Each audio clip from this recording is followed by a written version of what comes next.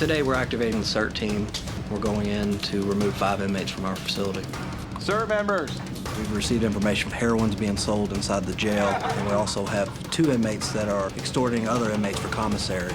If somebody doesn't pay their debt, they're going to resort to violence every single time.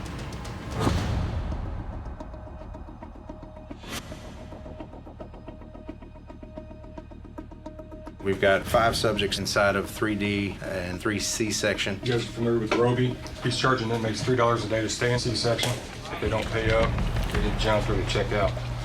Cowherd, Roby will get on the door. We'll tell Cowherd to transfer his debt. Then Shekels selling heroin in 3C. Gaffron has a cell phone. It's hidden in their light fixture. This is why you guys do all this training. This is go time. Inmates have all day long to try to make contraband, obtain contraband.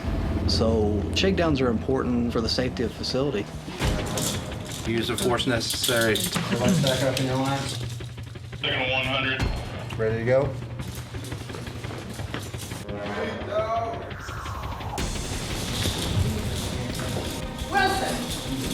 Everybody, we're gonna stack on C, stack on D. Zach and Isaiah are in D-Pod. I definitely have some concerns. There's a lot at stake. Stand by.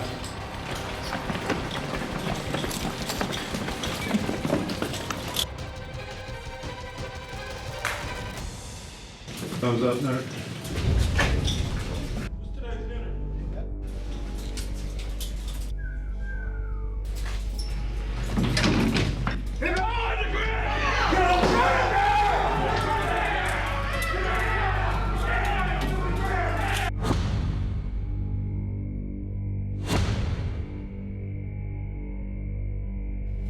Keep your head down.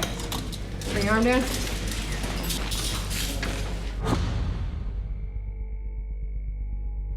I was laying in my rack reading a book, and all of a sudden the door slams open and like 6 CERT team guys come in. The element of surprise definitely does work. It's definitely different being on the other side, seeing what it feels like to be the guy laying on the ground, knowing that if I move, I get shot with pepper balls. That's crazy. Shut your mouth. I kind of just have to roll with the punches and accept the situation as it is. Keep playing the role that I have to play. Got one more. We hit our target inmates. They were removed from the section promptly, including Roby, who's a well-known pod boss. We're going to transport them to another facility. Everything went smooth. Just walking down one at a time, slow, and backwards. Is there a reason why you're shaking? Hang tight. Gentlemen, do I have any injuries? No. We're gonna tap you on your back. Come up slowly, move towards the door and stop. Burger.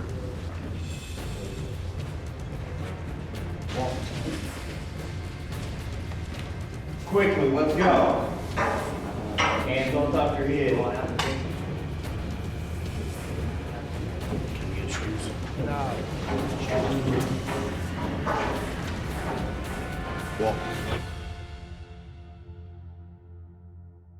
We're going to go over to the D section where we've caught wind that there's a cell phone in cell 1. We've received information that they're actually taking the light apart and hiding the cell phone inside the light.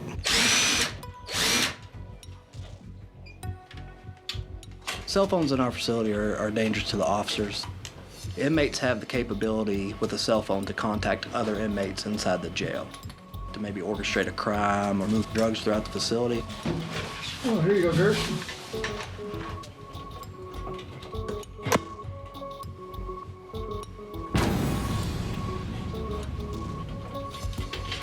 What did you find, Dirk? Found a shank that was up in the light. Wow. We found a shank. It's even got the wrist loop, so you don't lose it. They put it around their hands so they can't drop it during a fight. That's scary. We're gonna take every single light down and check it. We'll make sure we do it right.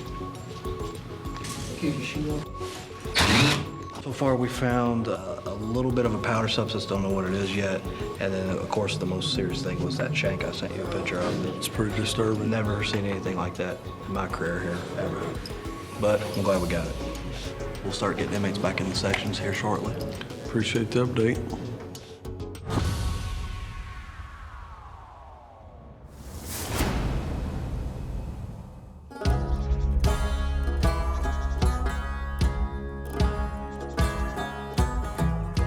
Sean Buffton is the undersheriff of the Utah County Sheriff's Office. We spent 18 years together in SWAT. I think I'm a better shot, but, you know, no, he's a good shot. How long's it been now? Since the first Hell Week. What was that, 1998? It was 1998. Yep, 1998. I think I was a detective at the time, and the Utah County Sheriff's Office opened up this Metro SWAT team, and I applied. And to be a member of that team, you had to go through what's called Hell Week. And Sean was one of the team leaders. We teased the younger guys now that, you know, of course the Hell Week I went through was the hardest one. Hell Week #1. They ever did. The hardest one. We always tease them about that. And it may be true, but the reality is every year we do Hell Week, it's tough. Yeah, it is. I was the SWAT team commander for just a little over 20 years. I loved going and getting drugs off the street and going after the bad guys. I remember during Hell Week, we were told, you guys hike up over the dam, come over the top, and assault the hothouse. Remember the old wooden hothouse that used to be there? And it was muddy. It was muddy. We better not see one of you guys or you will pay the price for it. Yeah, we said So that. we are crawling on our bellies through the mud, down that damn hill to get to the hothouse without you guys seeing us. You guys low crawled for like 700 yards. Yeah. Yeah. When we put our very first Hell Week together, he went through the school, and he always tells the story that the first school was the toughest. It was very tough. I got to tell you, taping up that old hothouse and going in there in the gas, and so thick. We're watching you guys pump the gas in, and I think you're putting in every old can that you just wanted to get rid of into We that house. had riot gas from the 1960s that we were using on you guys. Well, and then we all line up, and we go in, and I don't remember who was in there. It could have been you. I don't remember who was in there. That part of it, it's a fog because I couldn't see in there. Go in there with our mask on. We had to see, experience that our mask worked, but then feel, I mean, you're getting burned everywhere that's wet on you, sweaty, you feel it burning you. And then, of course, peel the mask off, talk, do some push-ups. Give me how many push-ups you can do. Yeah. And then come out and then spend the next, 2 hours. 2 hours trying to recover from that gas. But the good part was everything in your sinuses was now drained. You were clear. I'm glad we don't have to do that anymore. I know, me We'll too. let the young bucks take care of that. I got on the team a couple years later. They made me a team leader. Sean and I were both commanders of that team. Through the years, we have had a couple of operators who've tried to hold their breath in the hothouse, do push-ups while holding their breath, because what happens is they make it about 10 feet out of the house. And pass out. Boom, they're out. They're out cold. Yep. So it doesn't really pay. Just the thing you learn about the gas is it sucks to breathe it, but it's not gonna kill you. Suck it up, You can Buttercup. live in it. It feels like you're breathing fire, but you can live in it. Yeah, The good thing about it is the many ops that we've been on, where we've had to actually gas an environment and go in, you always get some of that, right? You always. It seems like you can never get your mask on fast enough, or something happens, you always get a taste of it. So it's good to know. How many ops do you think that you and I have been on together in the last 25 years? I wouldn't even guess. 500? Yeah, I don't know. It's been Maybe. a lot. It's been a lot. Yeah. That was probably the best part of my career. Yeah. And I hung on to that as long as I could. If you remember, even when I was a chief of police in another agency, I stayed on that. I think you were the only chief in this country that was on an actual SWAT team. I stayed as long as I could. We wouldn't let you quit. I loved it. We wouldn't let you quit. It was fun.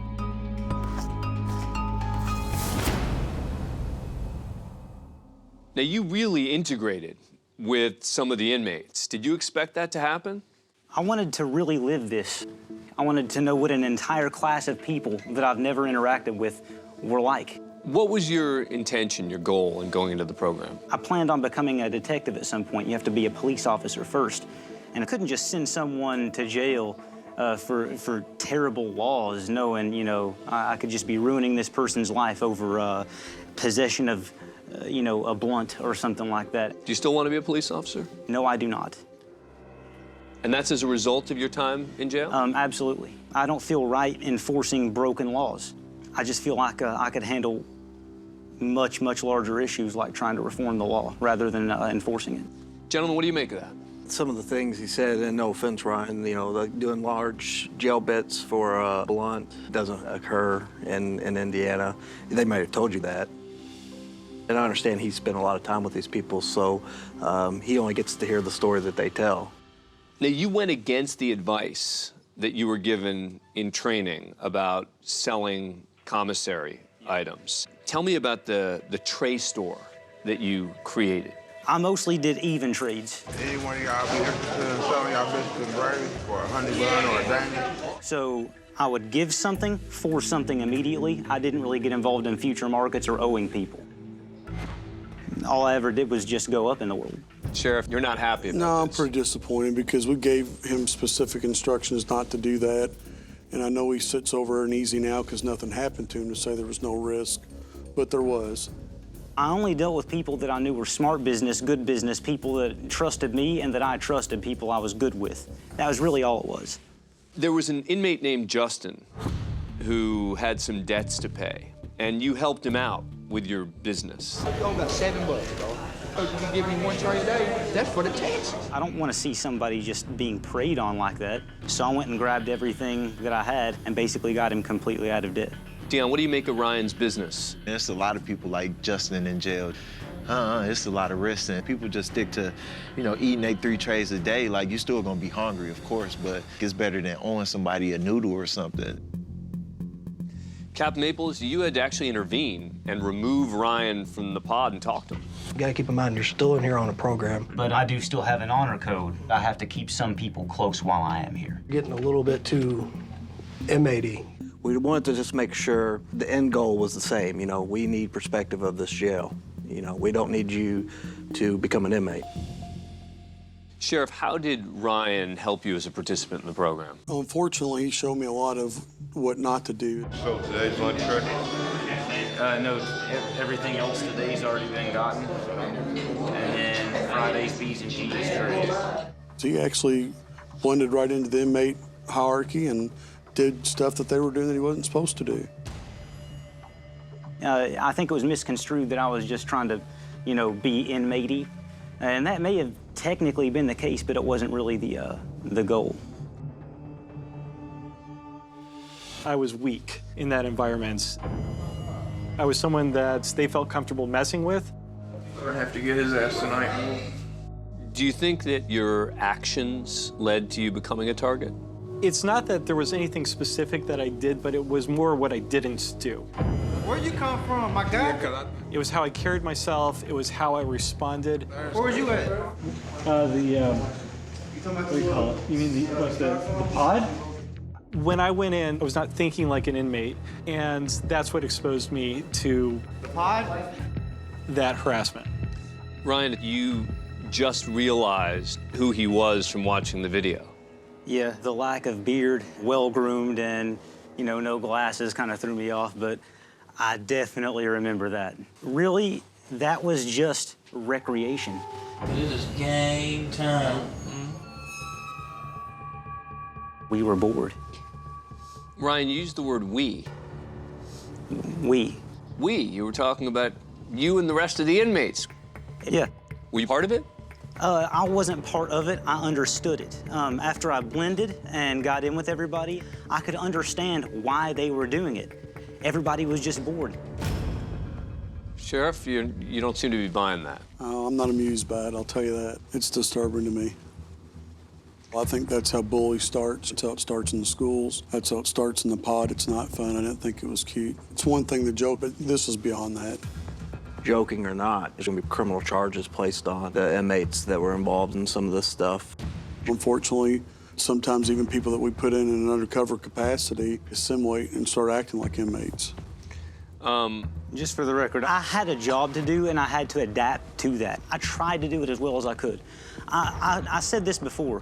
I wasn't trying to pass this. I was trying to ace this. I didn't want to just go in and survive. I wanted to thrive.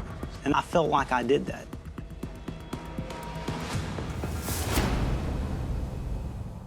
I'm like, yo. As soon as I get here, this guy, Carlos, recognized me. I didn't know how to handle it.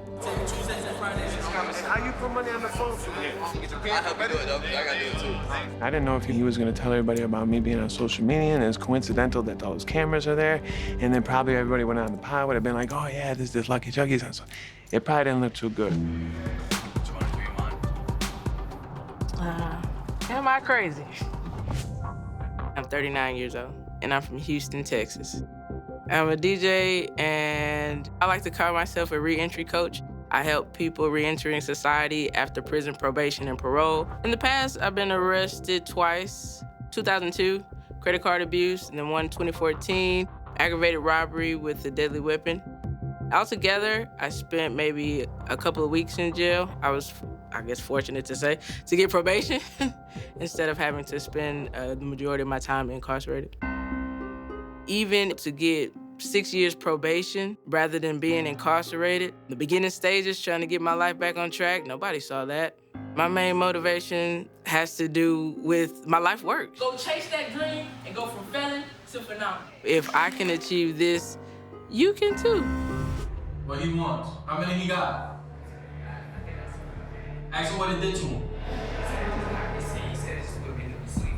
Tell him I give him a salami stick. I'm giving him a salami stick for that one. That's all it's worth for me. When inmates come to me with the pills, it's just like, now you feel comfortable enough to come to me and talk to me and be like, hey, I got some pills.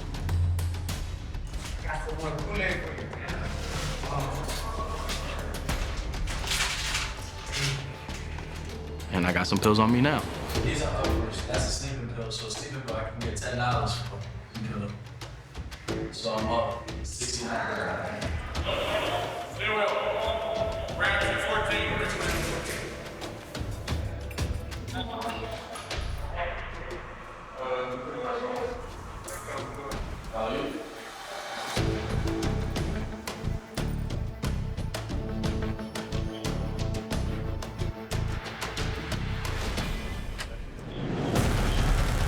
Carlos?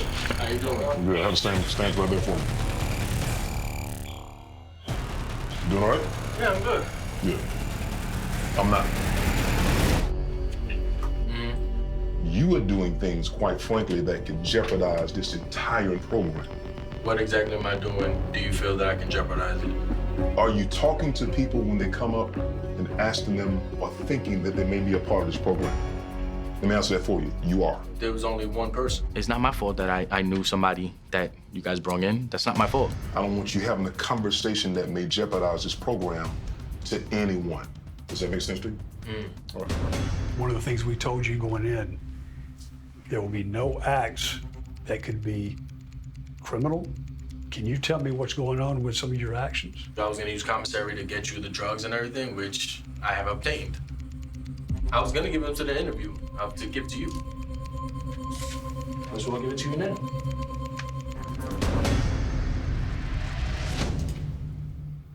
I'm glad you gave this to me now.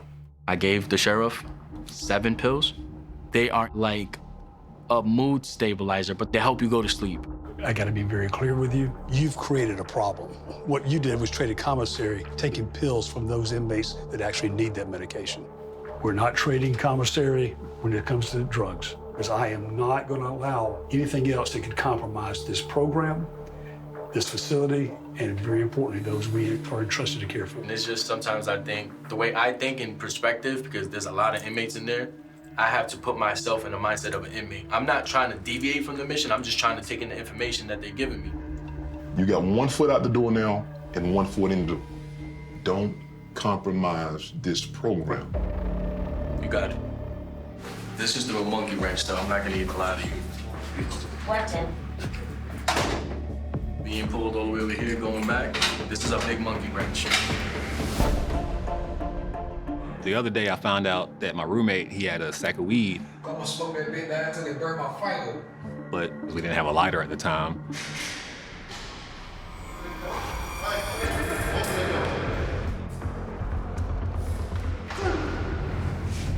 Something going on. And that's a sergeant too, so something gotta be going on. They ain't in there fighting, so. Hey, all your stuff Something wrong? We gotta get all that stuff out of here. Next door. But I got that from? The officer came to get the guy who actually had the drugs. They came and shook him down and removed him out of his cell.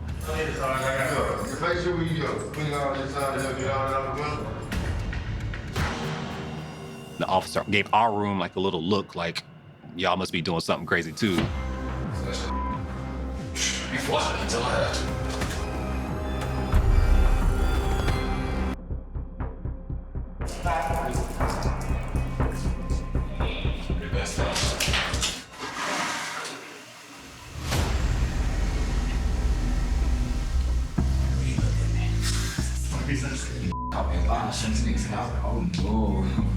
We had to flush the weed down the toilet. It's my trouble, guys. Unless you can smoke or something. Probably what it is. Can't do that shit every day. This shit ain't all night. Yeah, see what disappearing all night. Yeah, there you go. All night. I hope you ain't here that day. Was there any thought in your mind that you could catch a real charge by doing that? Honestly, I don't think I would have caught in a real charge if I would have smoked it, but I believe I would have caught a real charge if I would have got caught with it. So that was the main reason that I wanted to flush it instead of just keeping it. Yeah, I don't want to catch any real charges. I think that was our best option, bro. Yeah, 10 days it turns to 10 years in this motherfucker.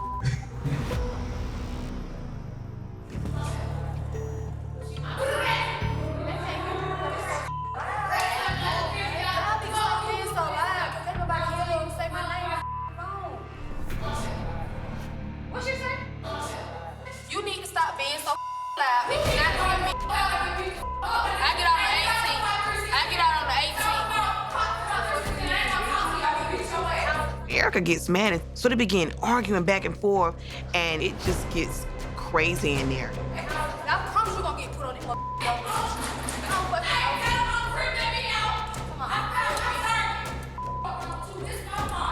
You better shut the up trying to call my child, bitch. Tell her let's pump your door in. Tell her let's pump your door in.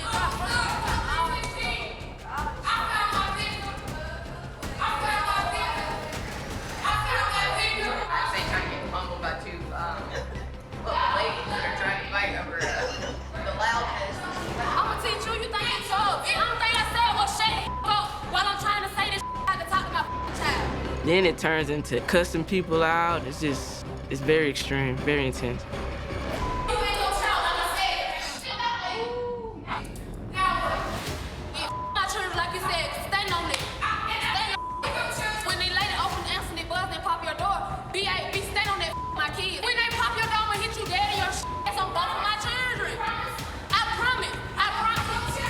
Erica tells the girl, you and your kids. She just likes to instigate, argue a lot, and yell and scream, all for attention.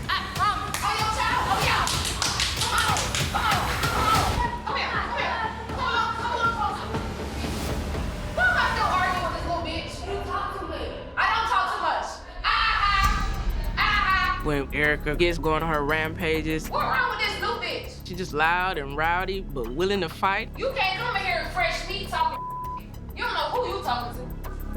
It's just, I don't really understand her anger.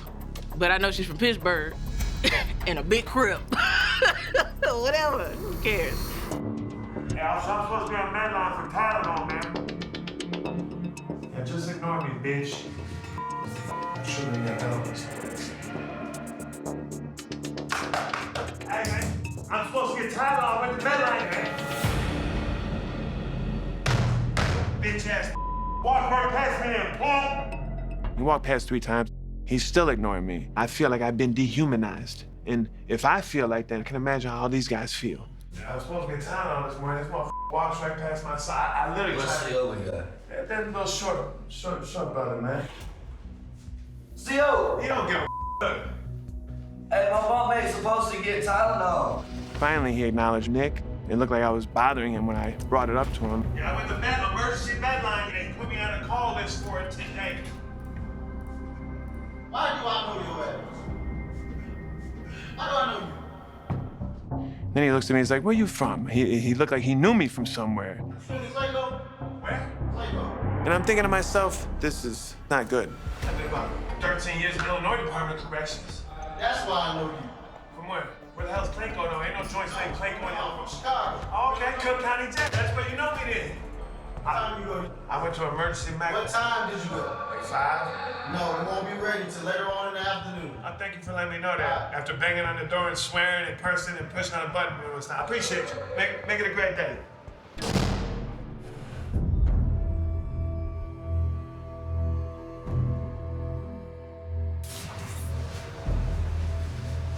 My objective until I move the way I move, it's like they downplayed it. You know what I'm saying? For sure. You know that what you're supposed to do here. He tried to belittle my character. You're not on the front line, going into a pod, seeing, observing, looking for the loopholes. You're not doing that. My intentions were good, but the way they downplayed it made me feel some type of way. I'm keeping 100% me, authentic. I'm not sugarcoating. I'm not gonna put on for the cameras. That's my pride talking, because I know I can do that. I know what I'm doing. I was gonna use my commissary to get what I wanted. Whatever was available for me to grab. The sheriff, the chief, is here for the wrong reasons. They want to be the stars. I'm here for the right reasons. And my mission ain't done. I gotta keep going.